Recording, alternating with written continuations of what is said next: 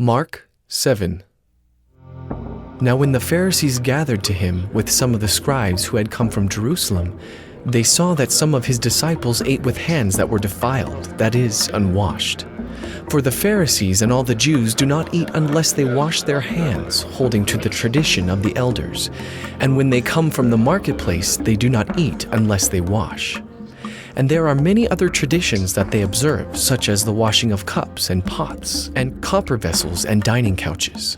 And the Pharisees and the scribes asked him, "Why do your disciples not walk according to the tradition of the elders, but eat with defiled hands?" And he said to them, Well did Isaiah prophesy of you hypocrites. As it is written, "This people honors me with their lips, but their heart is far from me. In vain do they worship me, teaching as doctrines the commandments of men. You leave the commandment of God and hold to the tradition of men." And he said to them, You have a fine way of rejecting the commandment of God in order to establish your tradition. For Moses said, "Honor your father and your mother, and whoever reviles father or mother must surely die." But you say, "If a man tells his father or his mother, 'Whatever you would have gained from me is Corban,' that is, given to God, then you no longer permit him to do anything for his father or mother, thus making void the word of God by your tradition that you have handed down, and many such things you do." And he called the people to him again and said to them, Hear me, all of you, and understand. There is nothing outside a person that by going into him can defile him. But the things that come out of a person are what defile him.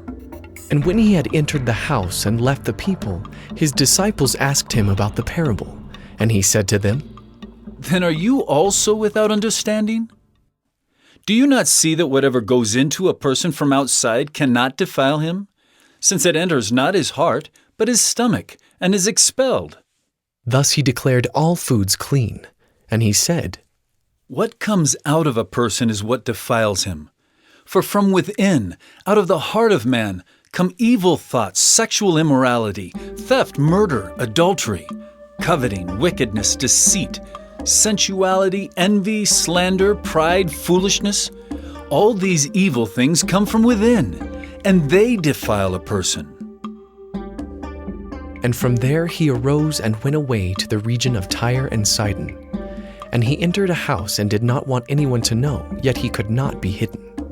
But immediately a woman whose little daughter had an unclean spirit heard of him, and came and fell down at his feet. Now the woman was a Gentile, a Syrophoenician by birth. And she begged him to cast the demon out of her daughter. And he said to her, Let the children be fed first, for it is not right to take the children's bread and throw it to the dogs. But she answered him, Yes, Lord, yet even the dogs under the table eat the children's crumbs. And he said to her, For this statement you may go your way.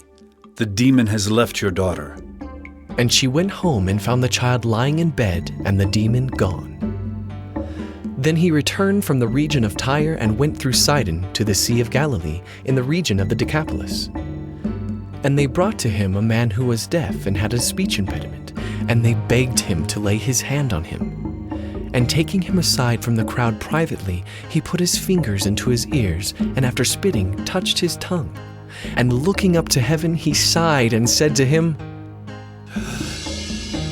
Ephatha, that is, be opened. And his ears were opened, his tongue was released, and he spoke plainly. And Jesus charged them to tell no one. But the more he charged them, the more zealously they proclaimed it. And they were astonished beyond measure, saying, He has done all things well. He even makes the deaf hear and the mute speak.